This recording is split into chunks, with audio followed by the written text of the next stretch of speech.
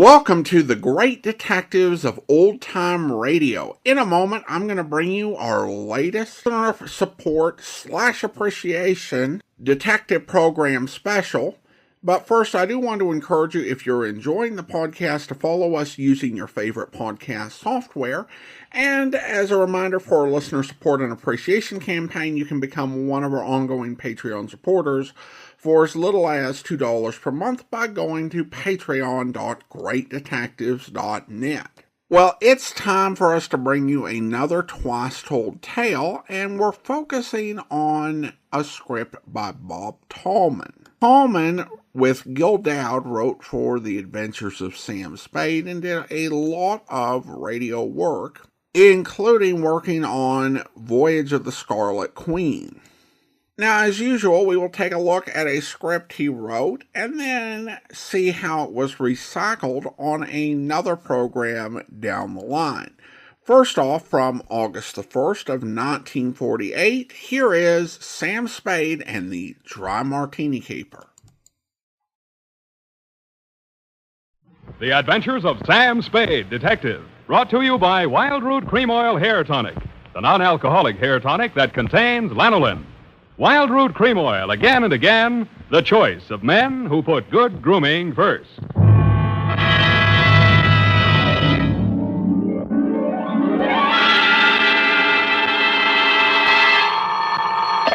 Sam Spade Detective Agency. Me, sweetheart. Sam, how did it go? It was the end, Effie, but the end. Oh, Sam, not another one of those society things. Depends on what you mean by society. Well, you know, Sam, cafe society. Cocktails for two, hands across the table. Make it another old-fashioned, please. Let's not lose our head, Effie. Nothing but double martinis, very dry, with 2 olives, sweetheart. 2 olives? Mm-hmm. Oh, Sam, isn't that overdoing it? It was all overdone, sweetheart. That's what cracked it. Now, stay right where you are. I'll be right down to mix up my report on the dry martini caper. Get it?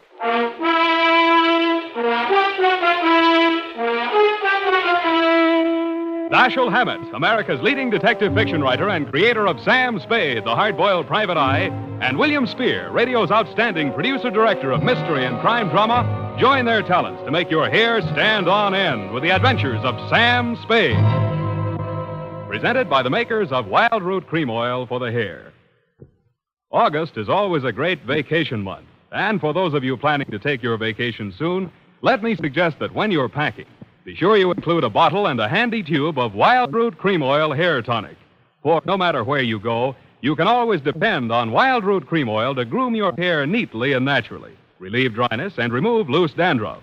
Yes, you can take it with you on your vacation, and you should. Wild Root Cream Oil Hair Tonic. Again and again, the choice of men who put good grooming first. And now, with Howard Duff starring as Spade, Wild Root brings to the air the greatest private detective of them all in The Adventures of Sam Spade.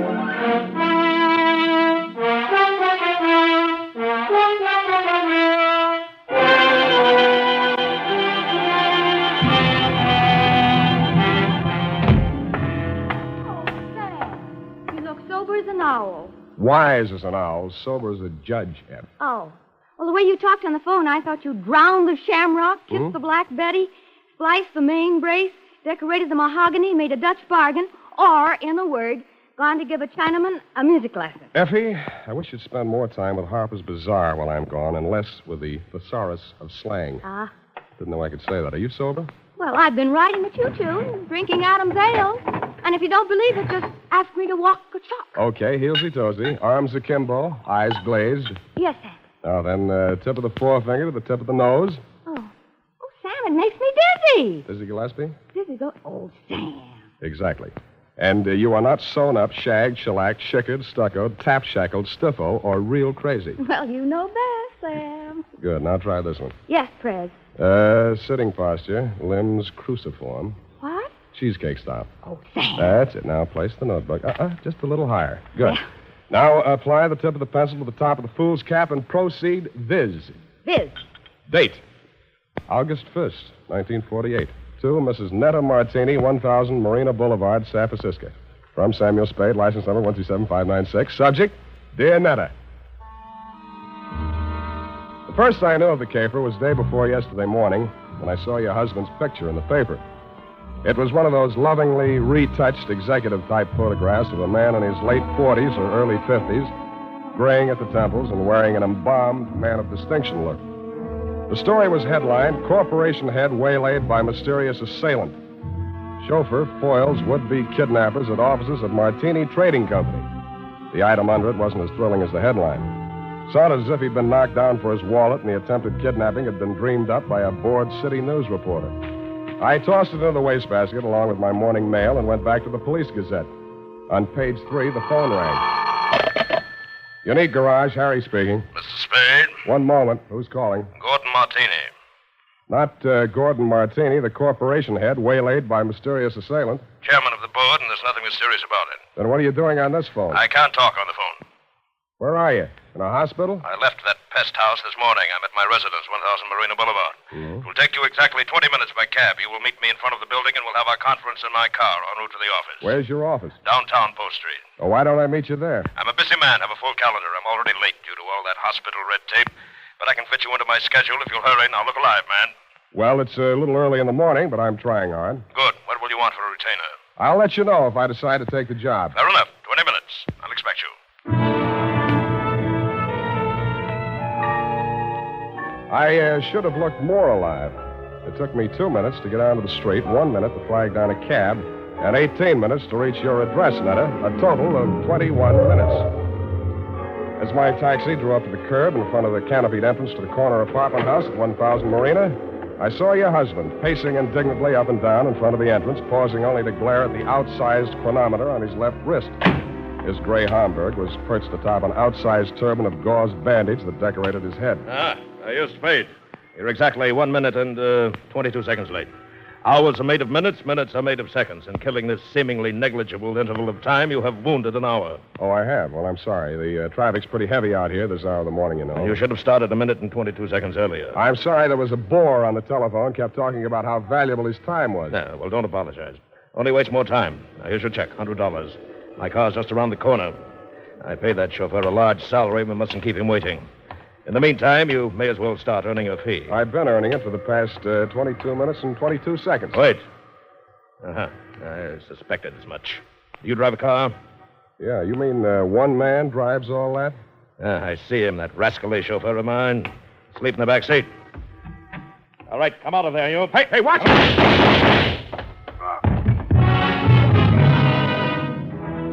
I was behind him and a little to the right. The shock of the rapid-fire 30-caliber slugs lifted him off his feet and knocked him against me. I went down under his 300 pounds of dead weight. By the time I rolled him off of me and got up, the gunman had jumped out of the limousine and into a gray sedan that was double parked alongside. In the welter of traffic on the boulevard, I didn't dare risk throwing a shot after him, but I did get the first 3 numbers of the license plate before it buried itself in the heavy stream of AM commuters. That's when the air changed from exhaust fumes to something out of a Persian garden. I turned and looked for the first time into your Nile green eyes, Netta, and saw you twisting a handkerchief in your pale hands I might have loved beside the Shalimar, but on Marina Boulevard they looked like hysterics dead ahead. Who did it? You saw him. Don't lie to me. Why don't they come with the ambulance? Why are all those people standing around there staring at me? Make them go away. Calm down. Make them go away. I can't stand it. Stop it, will you? That's better. Now, come on over here. Who are you, his wife? Yes, and it was all my fault. This is the end. I called Ernie out the window and asked him to come upstairs. I wanted him to return some lingerie. They sent the wrong color, peach. Yeah. Who's Ernie? He's our chauffeur. I was looking for the exchange slip when we heard the shots. Is he dead this time? Yeah, don't go to pieces. Poor Gordon, he had so many enemies. He didn't drink well, you know. People dropped us like flies. Well, they certainly dropped your husband. Are you a policeman? No, but I'll do until the real thing comes along, which is right now. If I were you, lady, I'd go back upstairs and relax. They'll get to you soon enough. Yes, I suppose you're right. Poor Gordon, he looks so natural stretched out on a pavement. Yeah. I keep thinking he'll get up and stagger on into the elevator. He didn't drink at all well. Go on, will you? All right, I'm going. Oh, Ernie, where did you go? Down at the garage. I heard a car driving. Poor Mr. Martini. It's all my fault. No, Ernie, it's mine if I only hadn't mislaid that exchange slip. What? You know, when I called you out the window to come and get that package. Oh, that. What do we got here? Who's the witness? Me. Oh, Spade. Lost another client, huh? Not quite. I hadn't cashed the check yet. Well, they got him anyway. All right, clear a space in there. Let him through with that stretcher. Step over here out of the crowd, Sam. I want to get this statement. Yeah. Okay, Gary, take it down. Got a pencil? Yeah, and I want it back. Let's have it. This guy is Gordon Martini. He headed up a local firm, the Martini Trading Company. Yeah. Last night he was working late at his office. Got boinged. All right. Phoned me this morning. Didn't know why. Thought maybe he wanted a bodyguard. Anyway, he needed one. Gunman was crouched in the back seat of the limousine, shoved the carbine out when Martini opened the door. Carbine, huh? Didn't get a good look at him. You can see why, the way it's closed in. No side windows. Foreign car, isn't it? Stop drooling. You can't afford one. You getting all this? What about the getaway? Martini fell on top of me. I saw the getaway car on the back of his head. Yeah. The car was a gray sedan. The back of his head was a standard make, too. Only got the first 3 digits of license plate, 5D9. 5D9. Anything else? Yeah, give me back my pencil. The homicide boys want some help. They know my fee. Mr. Spade. This is Martini. Why aren't you and Ernie upstairs getting your alibis shaped up? Oh, please, I can't face the questions just yet. Would it be legal if I just avoided them till I can collect myself? I don't know about legal, but it might be smart. Where can we talk? What do you suggest? Well, there's a little cocktail lounge up on Lombard where Ernie and I all... well, it's just around the corner. Very handy. Let's go.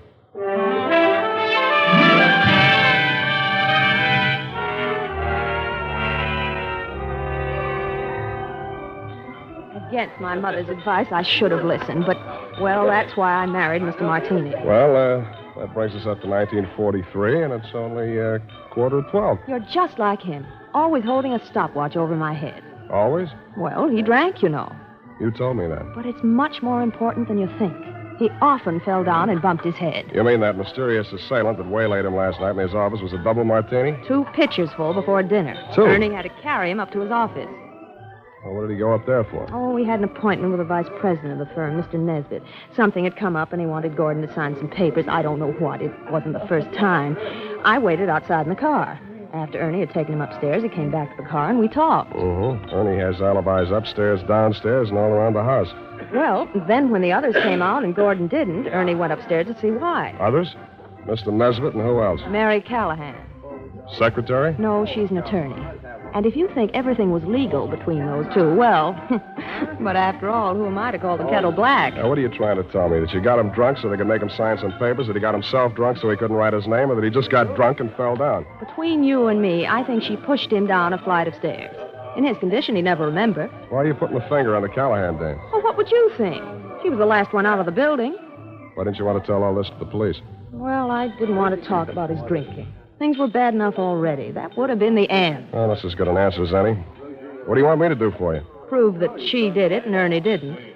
I'll let you take care of Ernie. Oh, no. I don't want to alibi him unless I have to. He might get the wrong idea.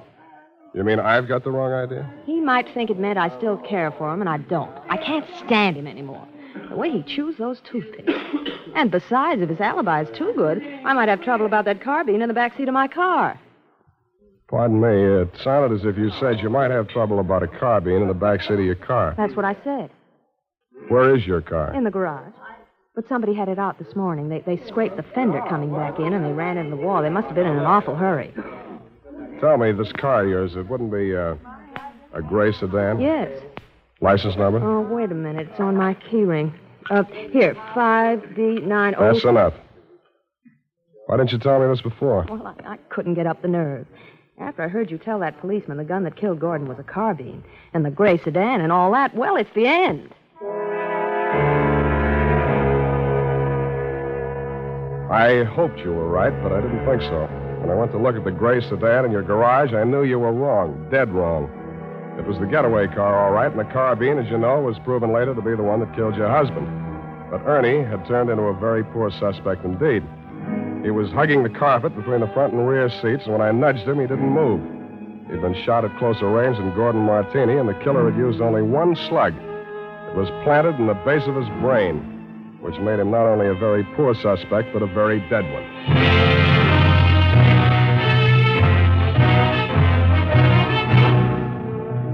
The makers of Wild Root Cream Oil are presenting the weekly Sunday adventure of Dashiell Hammett's famous private detective, Sam Spade.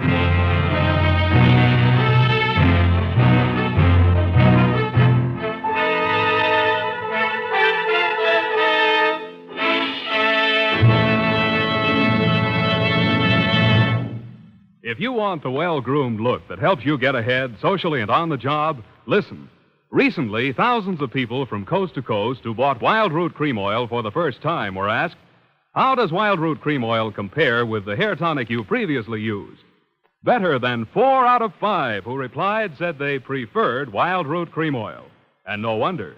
Wild Root Cream Oil grooms the hair neatly and naturally, relieves annoying dryness, and removes loose dandruff. What's more, non-alcoholic Wild Root Cream Oil is the only leading hair tonic that contains soothing lanolin. So ask for Wild Root Cream Oil Hair Tonic. Again and again, the choice of men who put good grooming first. By the way, smart girls use Wild Root Cream Oil, too. And mothers say it's grand for training children's hair.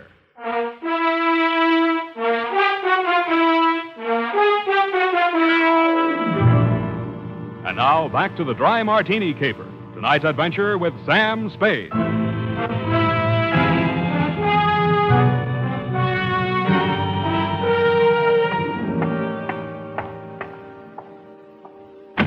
Martini Trading Company, good afternoon. I'm sorry, Mr. Nesbitt is in conference.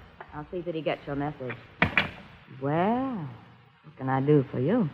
I would like to see Miss Callahan. Miss Callahan is in conference with Mr. Nesbitt. Good.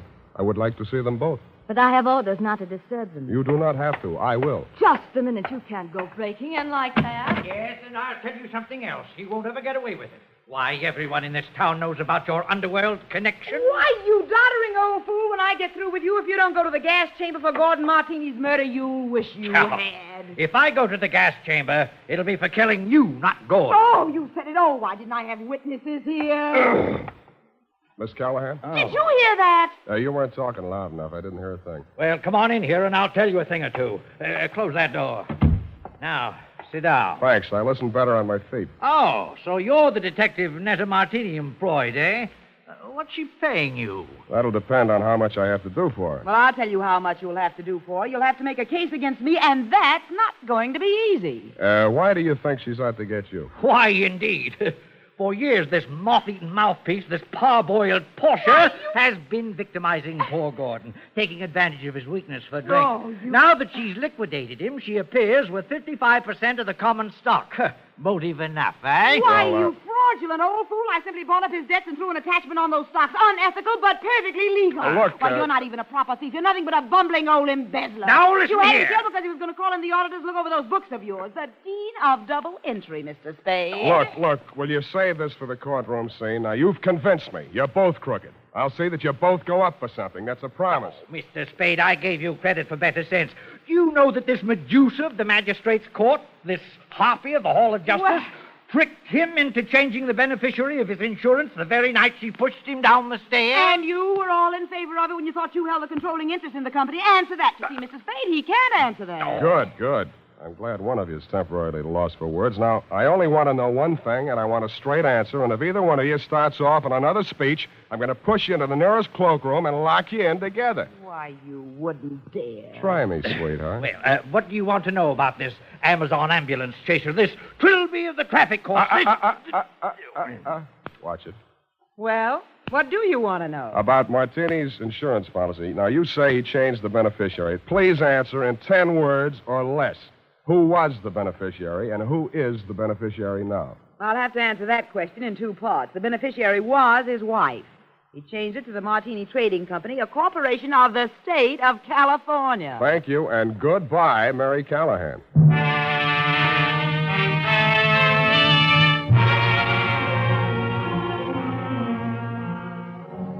And that Netta took the heat off of you for the time being, which made things tough for me. Because Callahan and Nesbitt were so horrible, I never wanted to see them again, even to testify against them in court. I was sure of one thing. None of you had pulled the trigger of that carbine. There'd been a hired killer behind it, and the way he operated, taking crazy chances in broad daylight in a crowded street, told me an important thing about him. That night, I made the rounds of the joints. At a plant called the Bing Room, I found a bouncer who'd tossed out a customer that run up a bill and tried to pay it with a $1,000 check. He sent me to the Atlas Hotel.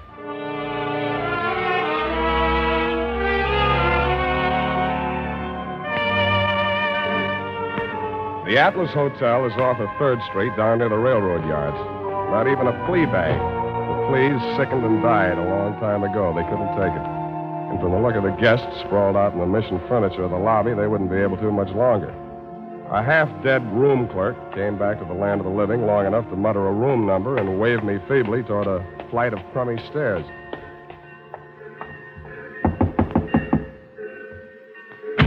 Yeah, what do you want?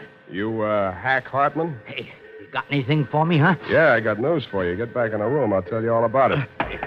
Yeah. Well, come on in. Drop the shiv. Yeah, I'll drop it. I'll fix you. I'll cut you good. I'll cut you. I'll cut you. I'm glad you did that. You make it easy for me. Now get over there. Leave me alone. Leave me alone. I'm not feeling so good. You can feel a lot worse. Who hired you to put the burn on Martini? You don't get nothing out of me. Who gave you that check? Oh, leave me alone. I got all night, Hack, and I feel better than you do. Now, what did you do with that check? I'll shake it if your teeth come out with it. Come on. All right. Stop it. I don't feel so good. Okay. Where? Pocket. My shirt. Don't reach. I'll get it. There was a company check, which is what I'd expected. It was for $1,000 drawn on the Golden Gate Trust and Loan. But I wasn't expecting to find the signature on the bottom line. It was signed in a bold, firm hand, Gordon Martini. Who was the penman on this? He wrote it himself, right in front of me.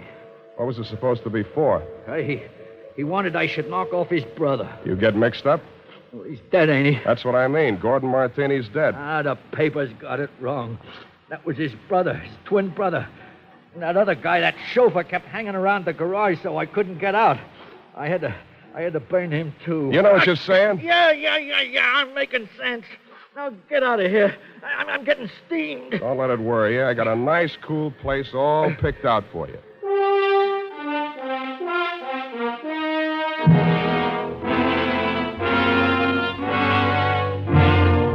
After I turned Hack over to the cops, I did what checking I could on my own at that time of night.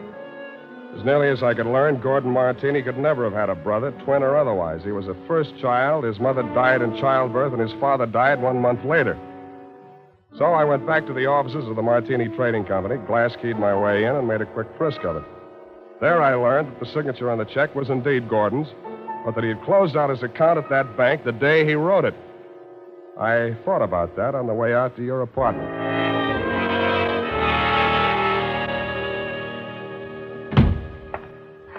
Sam, I've been calling and calling, trying to reach you. I've been so worried. It's the end. This time you might be right. Fix me a drink. Well, there's nothing in the house but those prepared martinis Gordon used to drink. Is that all right? No, but fix me one anyway. Never mind the ice. It's not morning yet, but I hate myself already. Why don't you just relax and let me get it for you? I'll relax. You get the martinis. What happened? What'd you think of Mary Callahan? Isn't she the end? She's cute. You're all cute. All of me? How nice. I put ice in anyway. It's nasty without. It's nasty anyway.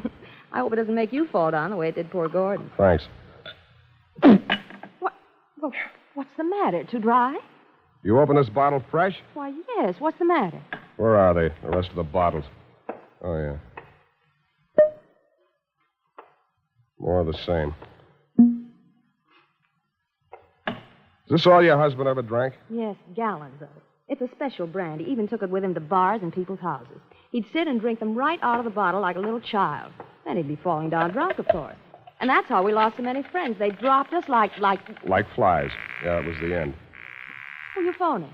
City morgue. Maxie, Sam Spade. Sammy, what can I do on you? On Martini, Maxie, they got around to the autopsy yet?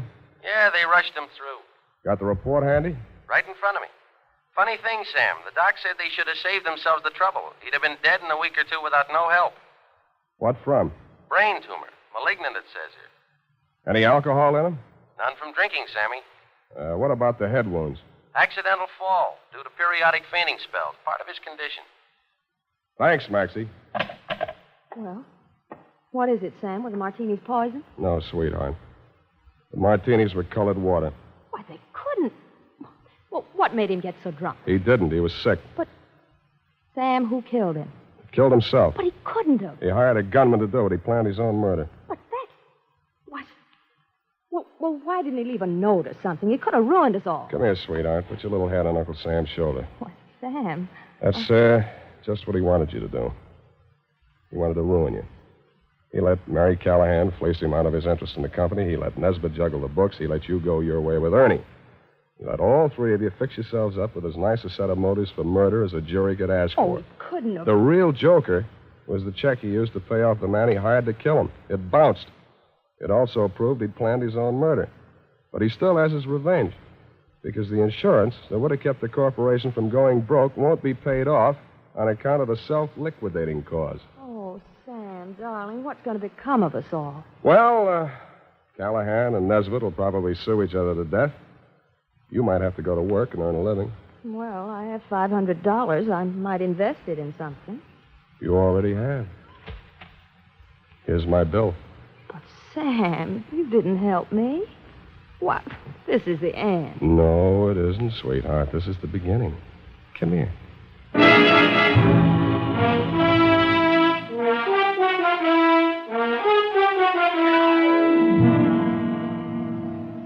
Period. End of the end. Well, you ask me. You helped her. Now, F. Well, that just goes to show you. Show what, F? Man's ingratitude to man. But what did Mr. Martini have against you? Why, nothing, sweetheart. He just needed a smart operator like, no, Johnny Madero was on vacation. Sam. Have you cashed that check Mr. Martini gave you? Well, not yet. Sam, any bartender would know better than to take a check from a man who drinks that much. F, you haven't been paying attention. He didn't drink. He didn't. I was able to establish that later on. You haven't been listening. Well, at the time, Sam, for all anybody knew, he was a hopeless drunk. He was, Sam. Oh, you're so wonderful and trusting. But I do wish that you'd understand this. He was a hopeless drunk. For the last time, Effie, he didn't really drink. I'll just type this up, Sam, while you call the bank. I'll do that.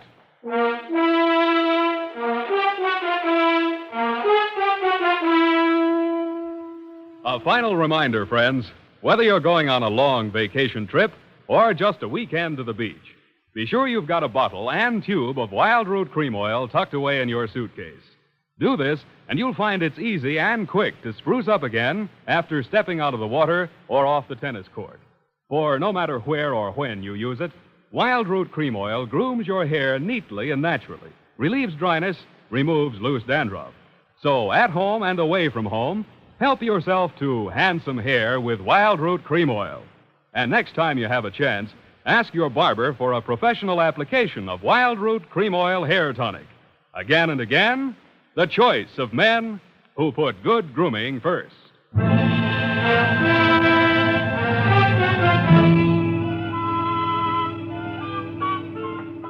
here it is, Sam. I hope it was worth the price of the paper and carbons. You made carbon copies of that? An unimportant report like that? Oh, it bounced? Well, the estate isn't settled yet. Oh, Sam, you're so wonderful and trusting. Effie, I am not wonderful and trusting. I am a hard-boiled private eye. I know. Just a pity there's no money in it. And I'm also two-fisted. Sam, have you ever thought of ceramics? Of what? Ceramics. It takes virtually no capital. All you need is a small furnace and some clay. And if you don't have any talent, you can just make ashtrays. Thanks, I already have one. Oh, flower pots are fun. You can pot them on a wheel. And you can pot your hat on and wheel on out of here and also take your furnace and clay. Oh, I love you when you're so gay and carefree. I am not gay and carefree. You are a hard-boiled private eye. Good night. Good night, and sue me for your back salary, sweetheart.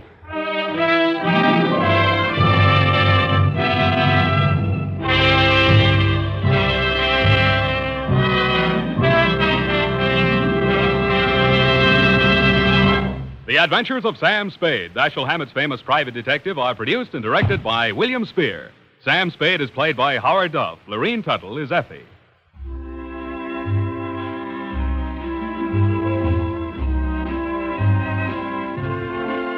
The Adventures of Sam Spade are written for radio by Bob Tallman and Gil Dowd, with musical direction by Lud Gluskin. Gil Dowd directed tonight's broadcast in William Spear's absence. Join us again next Sunday for another adventure with Sam Spade, brought to you by Wild Root Cream Oil. Again and again, the choice of men who put good grooming first. This is Dick Joy reminding you to get Wild Root Cream Oil, Charlie. It keeps your hair in trim. You see, it's non-alcoholic, Charlie. It's made with soothing lanolin. You better get Wild Root Cream Oil, Charlie. Start using it today. You'll find that you will have a tough time, Charlie. Keeping all the gals away. Hiya, Baldy. Get Wild Root right away. This is CBS, the Columbia Broadcasting System.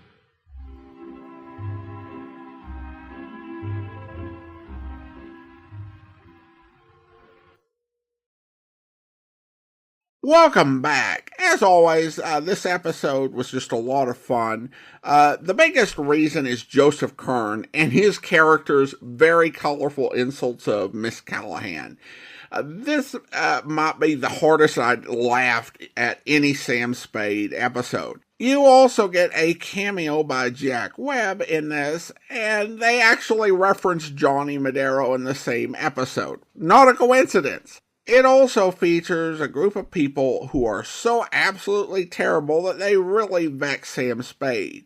I also think the solution is pretty clever, as suicide, particularly by a hitman, is kind of rare in radio detective shows.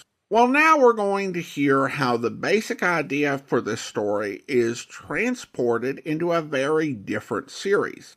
The last radio series that Bob Tallman did, before spending the last decade of his career in the industry writing for television and film, was the series Mr. I.A. Moto. The character was based on the one created by John P. Marquand in the 30s. However, this take on Mr. Moto was an American of Japanese descent who was born in San Francisco, but he is still an international secret agent. His episodes tended to deal with the serious international issues of the day, as he was very engaged in the Cold War and with what was really viewed as a related battle against the spread of narcotics, with two key ideas. First, that the proceeds from the sales of illegal narcotics often went to support hostile foreign regimes and organizations. And secondly, that the spread of illegal drug use would undermine the morality and mental health of America's youth, which was actually viewed as a goal for the drug smuggling. Moto is a much more straight-laced character than Sam Spade in a very different series. How is Tallman going to adapt the story? Let's find out in the case of the Dry Martini from October 20th, 1951. A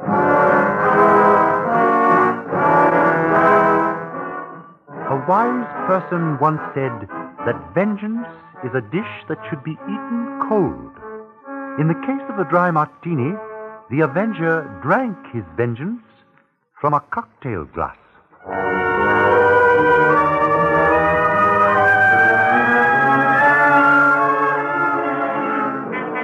It began as the routine investigation of a tip on a West Coast smuggling operation.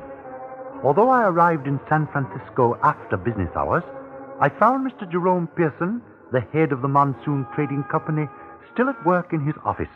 Well, Mr. Moto, this is indeed a pleasure.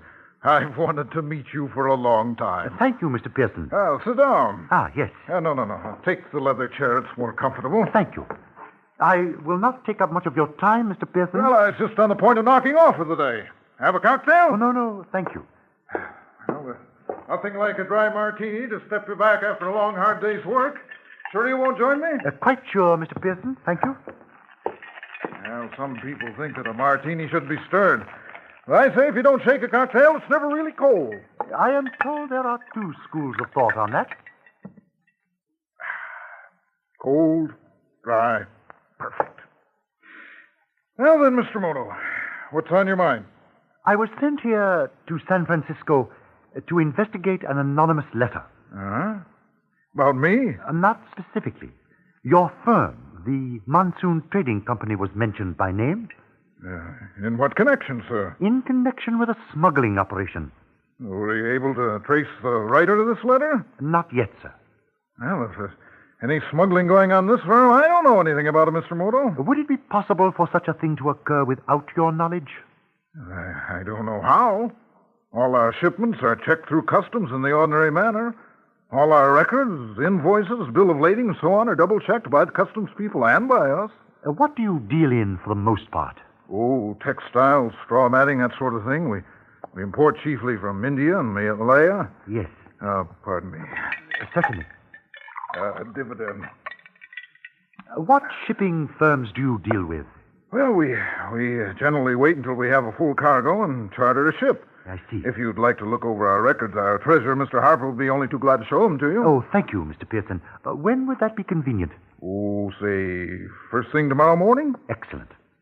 Please be on time. Time's money, you know.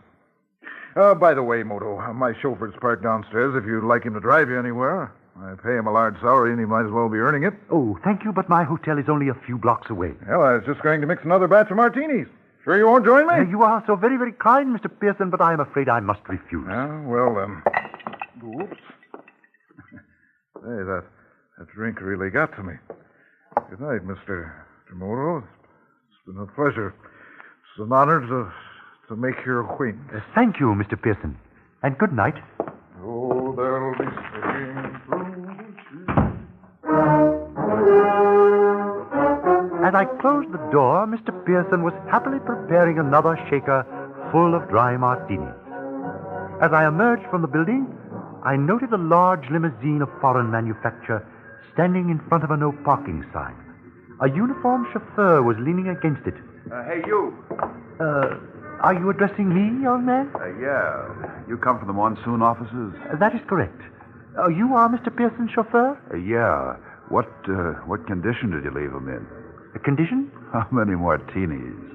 He was preparing a second shaker when I left him. Uh-oh. I better get ready to pour him out of there. Before I had time to ponder on the behavior of Mr. Pearson's chauffeur and his abrupt departure into the building, a second car, a taxicab, drew up behind the limousine, and two more worried-looking people emerged from it. A plump, heavy-set man carrying a briefcase, and a thin, sharp-faced woman also carrying a briefcase. Excuse me, sir. Did you see a chauffeur in this car a moment ago? Why, yes. He just went into the building. Oh, I hope we're not too late. If you are on your way to see Mr. Pearson, I believe you will find him in his office. What condition did you leave him in?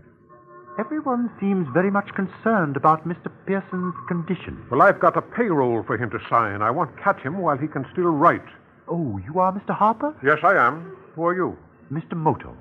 Mr. I.A. Moto. I'm Mary Donahue, Mr. Moto. I'm the attorney for this corporation. Yes. I want you to know that anything he said to you while under the influence of martinis will not hold up for 5 minutes in any court of law.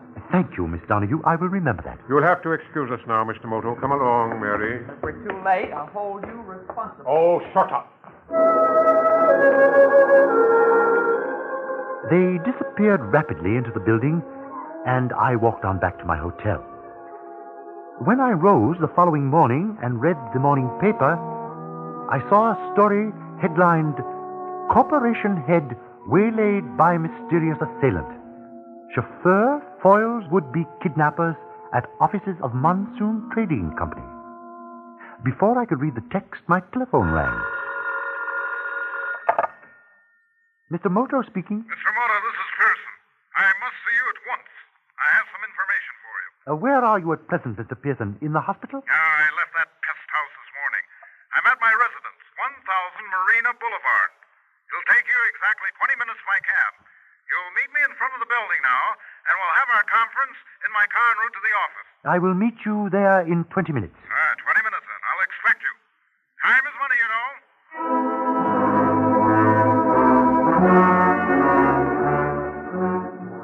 As my taxi drew up to the curb in front of the canopied entrance, I saw Mr. Pearson pacing indignantly up and down before the building. His grey Hamburg hat was perched atop an outsized turban of gauze bandage.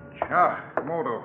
Well, you're exactly 1 minute and 22 seconds late. But Mr. Now, Pearson, don't apologize. Only waste more time. Come along. Yes, My car's just around the corner.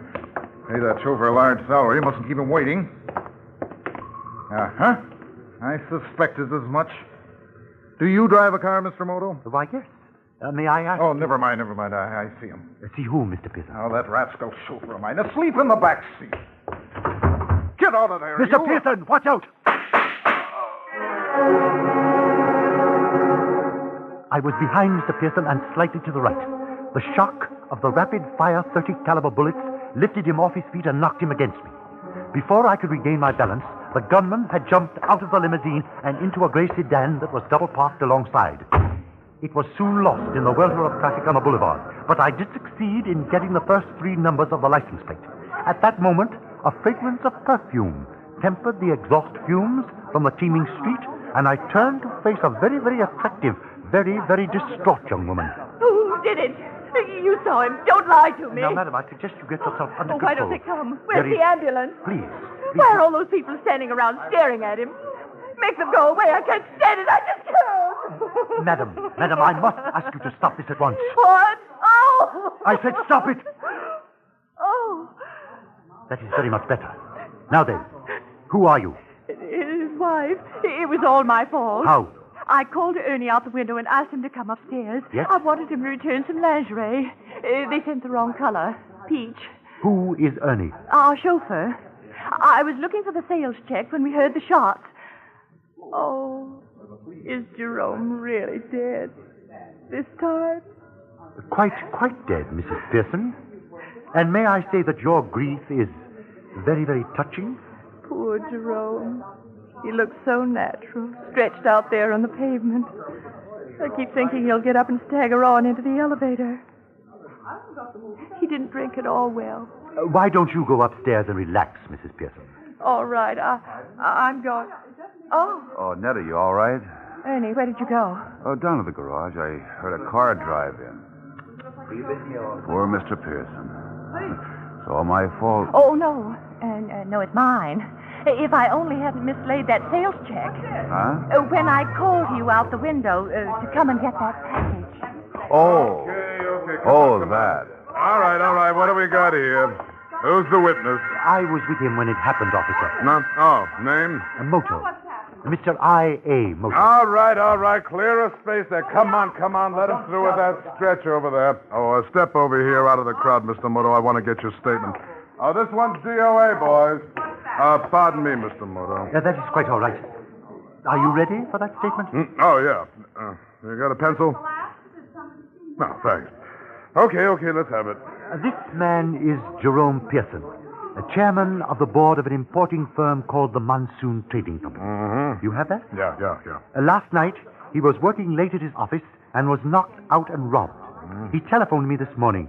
He did not say what was on his mind, but he seemed quite agitated. The gunman was crouched in the back seat of the limousine, and the muzzle of the carbine emerged when Mr. Pearson opened the door. I see. What did he look like? I did not see him distinctly. If you will look at the design of the car, you will see why. The back and sides are almost completely enclosed. Yeah. What about the getaway? I saw the getaway car and the back of the killer's head. The car was a gray 2-door sedan. I saw only the first 3 digits of the license plate. 5D9. Anything else? Yes. May I have my pencil back, please? Very, very funny. Ha. Mr. Moto. What did that policeman say to you? Very little, Mrs. Pearson, but I suggest that you and that chauffeur get together on those alibis of yours. Well, I don't know where Ernie is. Oh, but please, Mr. Moto, I can't face their questions just yet. I'm afraid you will have to... Would it be legal if I just avoided them till I can collect myself? I do not know about the legality of the matter, Mrs. Pearson, but it would most certainly be wise. Where can we talk, Mr. Moto? Have you any suggestions? Oh, there's a little cocktail lounge up on Lombard where Ernie and I... it's just around the corner. Very, very convenient. I suggest we go there, Mrs. Pearson. It's a darling. And it was all against my mother's advice. I should have listened. But that's why I married Mr. Pearson. Yes, very, very interesting. That brings us up to 1943, and it is only 11:45. You're just like him, always holding a stopwatch over my head. Always, Mrs. Pearson? Well, he drank, you know. Yes, I believe you mentioned that. But it's much more important than you think. He often fell down and bumped his head.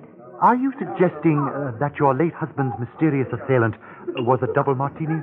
2 pitchers full before dinner. Ernie often had to carry him up to his office. Do you know why he was working late last night, Mrs. Pearson? He had an appointment with the vice president of the firm, Mr. Harper. Ah, yes. Something had come up and he wanted Jerome to sign some papers. I don't know what. It wasn't the first time. I waited outside in the car. You were in the car when Ernie spoke to me? Oh, yes. And then he came back to the car, and we talked. Ernie appears to have alibis upstairs, downstairs, and all around you, Mrs. Pearson. Well, then when the others came out and Jerome didn't, Ernie went upstairs to see why. The others? Oh, you mean Mr. Harper and Miss Donahue? Yes. She's the attorney for the company. I know that. But if you think everything was legal between those two, well, after all, who am I to call the kettle black? Mrs. Pearson, what are you trying to tell me? Between you and me, Mr. Moto, I think that Donahue woman knocked him down a flight of stairs. In his condition, he'd never remember. Why are you so anxious to incriminate Miss Donahue? Well, what would you think? She was the last one out of the building. Why did you not tell all this to the police when they investigated the attack on your husband last night? Oh, I didn't want to talk about his drinking. Things were bad enough already. That would just have been the end. I see. And what do you want me to do for you, Mrs. Pearson? Prove that Mary Donahue did it and Ernie didn't. I think I can rely on you to take care of Ernie. Oh, no. No, I don't want to alibi him unless I have to. He might get the wrong idea. Wrong idea? He might think it meant I still care for him, and I don't. Oh? I just can't stand him anymore. The way he chews on those toothpicks is just the end. And besides, if his alibi is too good, I might have trouble about that carbine I found in the back seat of my car. Yes, but Mrs. Pearson, Mrs. Pearson, did you say you found a carbine in the back seat of your car? Yes. And for all I know, it may be the gun that killed my husband. Where was your car at the time your husband was killed? In the garage, in the basement of the building where our apartment is. That is where Ernie appeared from just after the accident. He didn't make any secret of it, remember? He said he heard a noise and went to... You did not allow him to say very much. Tell me, this car of yours, is it a gray two-door sedan? That's the whole point. And the car the murderer escaped in... Was a gray two-door sedan. What is the license number of your car, Mrs. Pearson? Wait, it's on my key ring. Here. 5D9. That is quite sufficient, Mrs. Pearson. Why did you not tell me this before? I couldn't get up the nerve, Mr. Moto. After I heard you tell a policeman the gun that killed Jerome was a carbine, and the gray sedan and all that, it's the end. I agree, Mrs. Pearson. It might very well be the end. For Ernie. Well, I don't care if it is. The way he's always wandering off the job. I mean, it is just the end.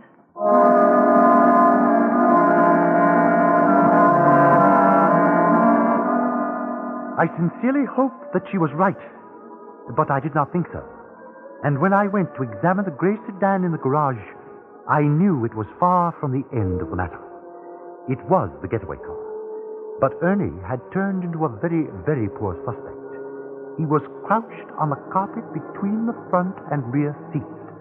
He had been shot at closer range than Jerome Pearson, and the killer had used only one bullet in the base of his brain. I decided my next call would be on Mr. Harper. Monsoon Trading Company, good afternoon.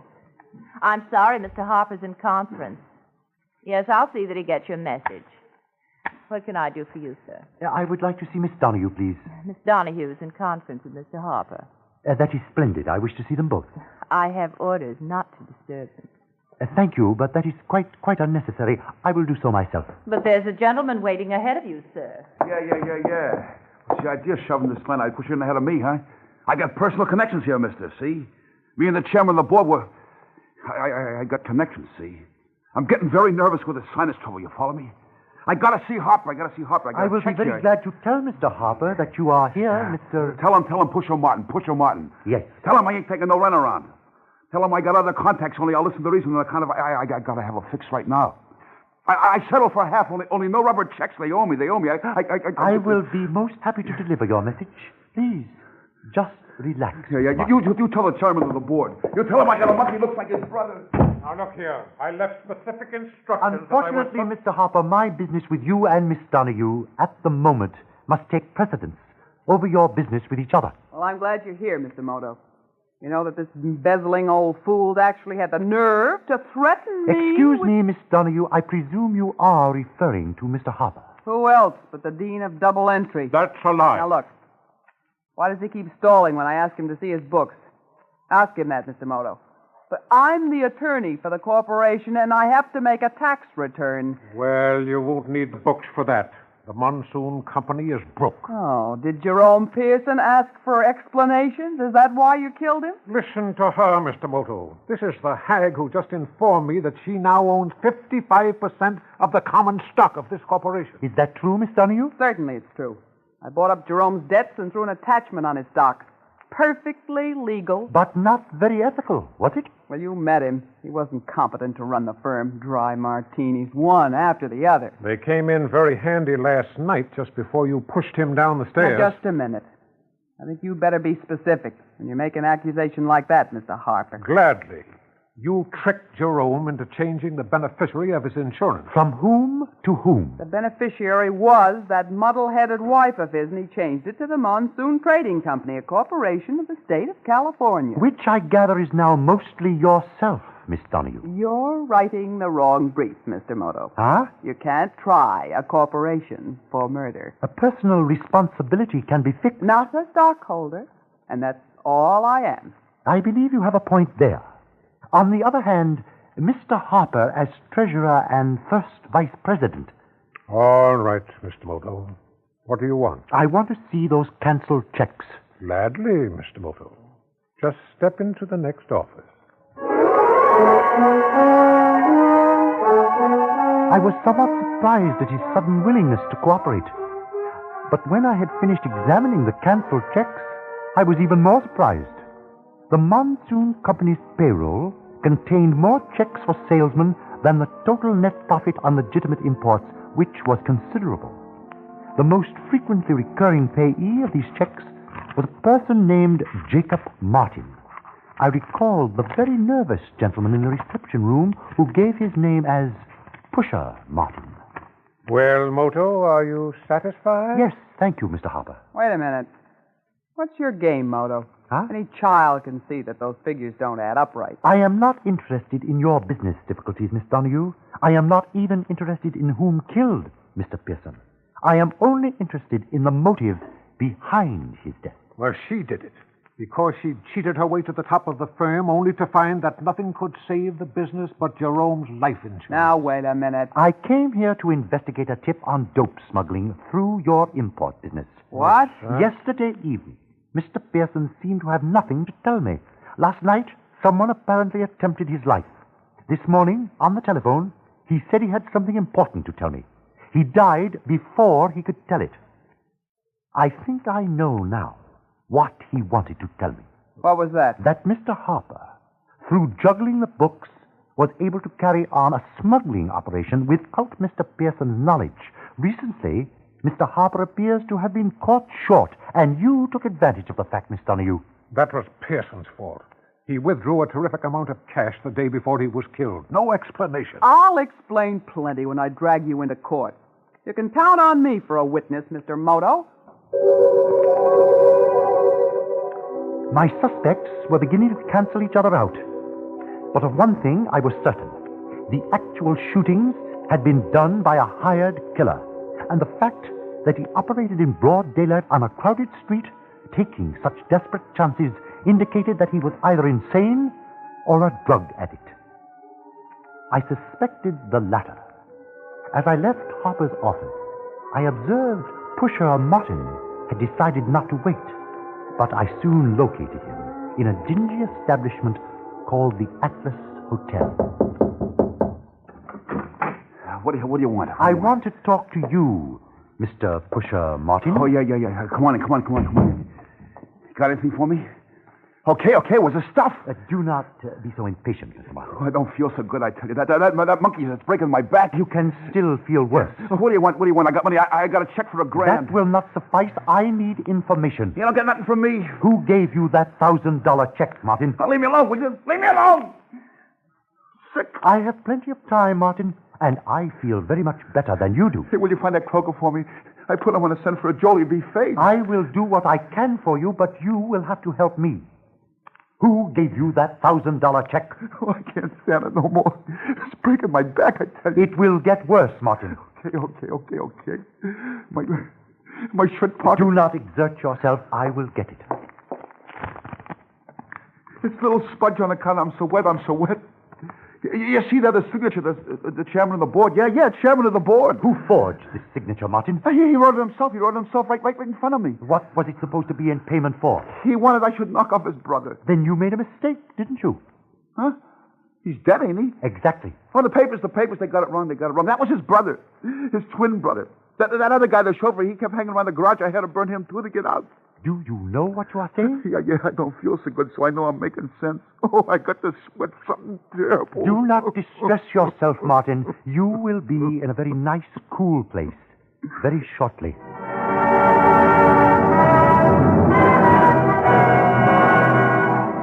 After I had turned Pusher Martin over to the police, I investigated his story as thoroughly as I could at that late hour. Apparently, it was quite impossible that Mr. Pearson could have had a brother, twin, or otherwise. He was a first child. His mother died in childbirth, and his father died 1 month later. Unfortunately, I was not finished with Mrs. Pearson.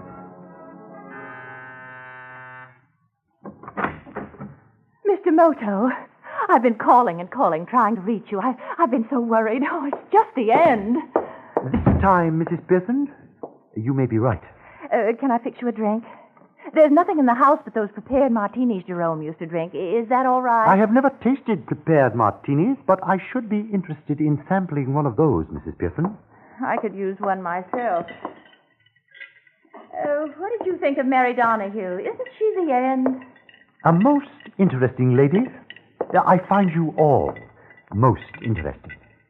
Jerome used to drink them cold, but I put in even more ice. They're nasty without. Thank you. Hope it doesn't make you fall down the way it did poor Jerome. Yes, indeed. Well, cheers. Cheers? What's the matter? Too dry for you? Did you open a fresh bottle when you made these? Why, yes. What's the matter? Where is that bottle, Mrs. Pearson, please? Right there, by the ice bucket. Ah. Is this all your husband ever drank? Yes. Gallons of it. It's a special brand. There's a whole case underneath. I'd like to examine that. Go right ahead. Help yourself. The same. And this one, too. Mrs. Pearson, you are quite sure that this is all your husband ever drank? Why, yes. He even took it with him to bars and people's homes. I see. He'd sit and drink them right out of the bottle like a little child. Then he'd be falling down drunk, of course. That's how we lost so many friends. They dropped us just like... Like flies, I believe you said before. It was the end. Excuse me. Who are you phoning? Patience, Mrs. Pearson. And I think you will be very enlightened.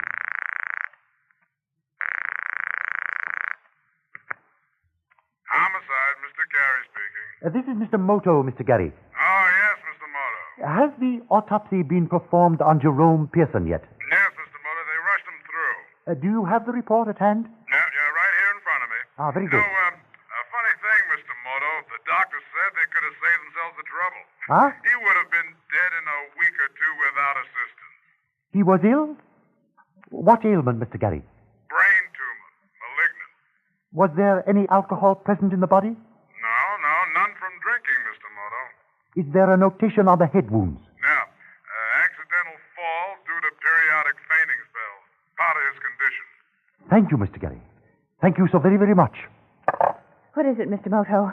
Were the martinis poisoned? No, Mrs. Pearson. Quite the contrary. The martinis your husband drank contained nothing but colored water. Well, then what made him get so drunk? He did not fall down from drunkenness, Mrs. Pearson. Your husband was a very, very sick man. Well, who killed him? He killed himself. Oh, but he couldn't have. He employed a gunman to do it, but it was suicide. And why didn't he leave a note or something? He could have ruined us all. I imagine that is precisely what he wanted to do. You all thought that he was a hopeless drunk and took advantage of him. He allowed Mary Donahue to fleece him out of his interest in the company, let Mr. Harper juggle his books to cover a smuggling operation he was engaged in, and let you go your way with Ernie. But, Mr. Moto... In short, Mrs. Pearson, your husband allowed all three of you to furnish yourselves with as convincing a set of motives as a jury could ask for. But Jerome wasn't like that. He must have intended it as a joke. In your case, that may very well be. But he would not have involved me in his plan just for a joke. I think he sincerely wanted to bring Miss Donahue and Mr. Harper to justice. He must have wanted his suicide to be found out sooner or later in order to prevent them from collecting the insurance that would have kept the corporation from going bankrupt. Oh, really? Jerome was the end. Oh, what's going to become of us all? If Miss Donahue and Mr. Harper do not go to prison, they will probably sue each other to death. You might even be forced to earn your own living, Mrs. Pearson. Oh. Well, my mother always used to say that hell hath no fury like a dry martini. But this... You are so very, very right, Mrs. Pearson. It is the end. I did not learn until later how thoroughly Mr. Pearson had planned his charade of the dry martinis. The final joke was the check with which he paid the man he hired to kill him. It not only furnished proof that he was a suicide, it also bounced, thus depriving the assassin of his ill-earned fee. Mr. Pusher Martin should have heeded the advice of the Japanese sage who said, "Where profit is, loss is hidden nearby."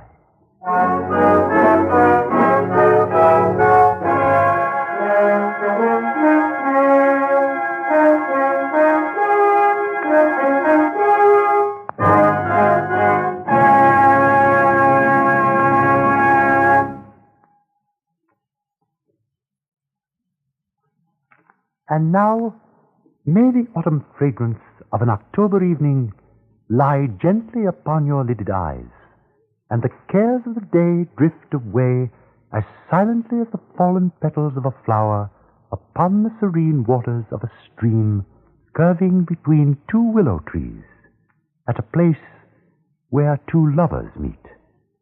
Good night. Welcome back. Obviously a less funny episode, but I think Tallman did a good job making the idea from Sam Spade fit. The one thing I thought was clever was tying drug smuggling into the murder case.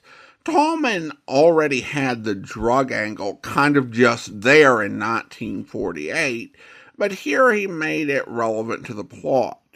I do think the attempts to motoize Spade's lines are a bit mixed. In this episode, he does seem much more sardonic than Moto typically was in the rest of the radio series and the circulating episodes. But then again, these characters are pretty much as bad as the characters in the Sam Spade story, so I couldn't blame Moto for being a bit frustrated.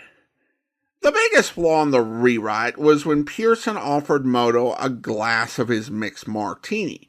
Now, given that this was water and it was key to his plan to fake being a drunk, if Moto had accepted, it'd be a huge problem and Moto would know right away that something was up.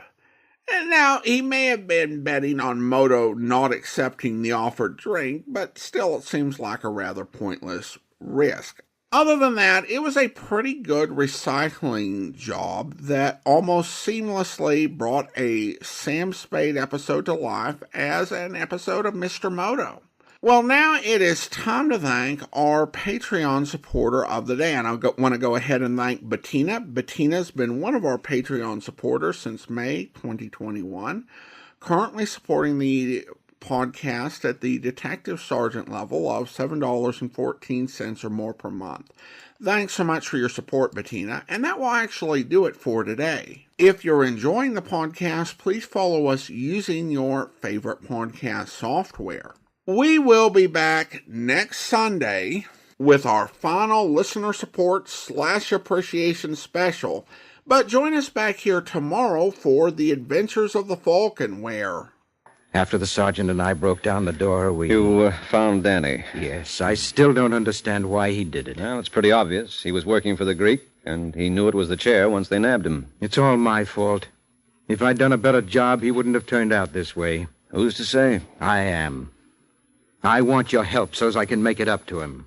Well, isn't it a little late? Well, better late than never. I want you to find the man they call the Greek. Find the Greek? Yes, I want to know who and what he is. Yeah, so do the police. They've been trying to identify him for years. Danny knew. Well, he certainly isn't going to spill it now. There must be some way. No, forget it. I told you that... I know the police have been trying to run him down for years. Well, maybe they're making the same mistakes over and over again. That should make it easier for you. Well, I wouldn't know where to start. I don't care about the where. The important thing is when. And here's $500 to do it now. I hope you'll be with us then. In the meantime, send your comments to box13@greatdetectives.net. Follow us on Twitter at Radio Detectives and check us out on Instagram, instagram.com/greatdetectives. From Boise, Idaho, this is your host, Adam Graham, signing off.